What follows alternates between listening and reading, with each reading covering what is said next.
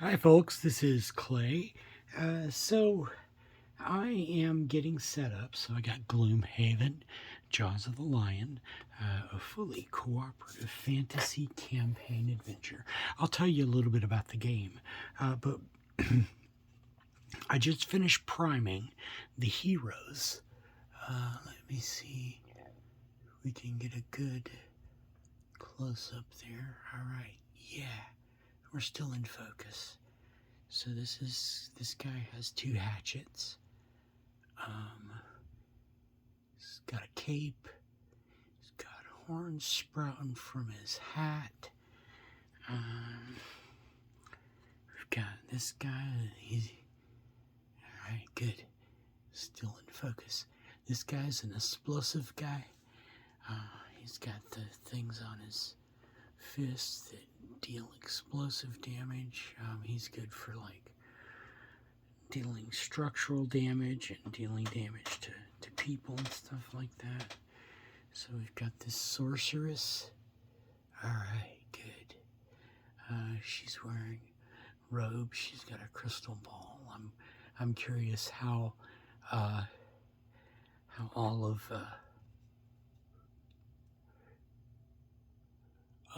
that is going to make these guys look snazzy. So hope that didn't give anybody motion sickness. So she's the sorceress. She's got a book. Check them out. And this guy, he's got a scythe or a hook or whatever. Come on, focus. A scythe or a hook and a shield. He's got some armor on him. That looks like I don't have my glasses on. I don't have close-up glasses right now, but I don't have a magnifying glass. I think that looks like chainmail right there in the middle of his chest. So that's an interesting texture. And he's got the cape too. There's chains holding his scythe to his waist. Maybe I can't really tell. Okay, so I am set up here. Next step for me is I'm going to dry brush. I got my little paint, my ancient paint thing. I have some cardstock here that I'm going to try and do the dry brush off onto this to get the moisture out of dry brushing, because it's a funny thing that's why they call it dry brushing, is that you get the wet, so to speak, out of the dry brush, and you leave the paint pigment there, and you put it on the mini.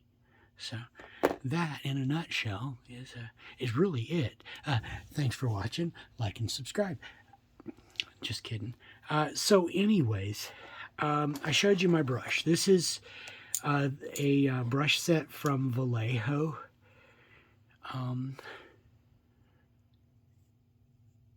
Good. In focus. This is the Vallejo large dry brush. This thing is slippery, by the way, and this is monstrous. I don't know what I've got some. Yeah, I've got some land speeders. I've got some Space Marine land speeders. I could probably foresee using this on a Space Marine land speeder or something bigger like that. These are more manageable in size. Sorry, this one says M. I'm pretty sure that stands for medium, and this one is small. I'm going to start out with the SM All one, and so what I've got for colors here, I was going to use brush on primer, and I'm still thinking about that. That is the color of Brush On Primer. It goes on, it's kind of a bright, kind of gray, but I plan on dry brushing in 2 coats. I've got uniform gray as well. So I want to dry brush so that there's going to be that there's going to be shadows and there's going to be highlights. So the highlight coats, the highlight coat's going to be matte white because that's the brightest that I've got. But you know, I've also got a Brain Matter beige here. I hope those are in focus.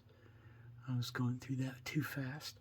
So I've got Brain Matter beige here, which I think that the using Brain Matter beige and then highlighting with the white would be there's too little contrast here. But I've got Skeleton Bone as well.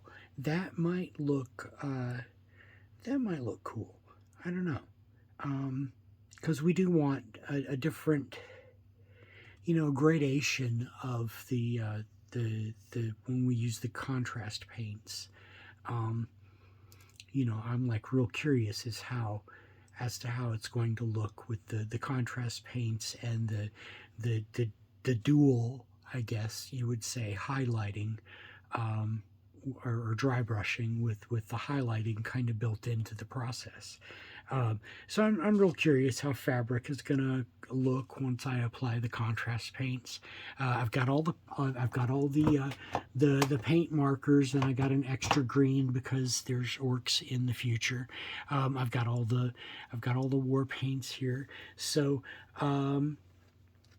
yeah, I'm gonna turn that into a short, and I'm going to come right back and get stuck in on this process. Like and subscribe. Thanks for watching.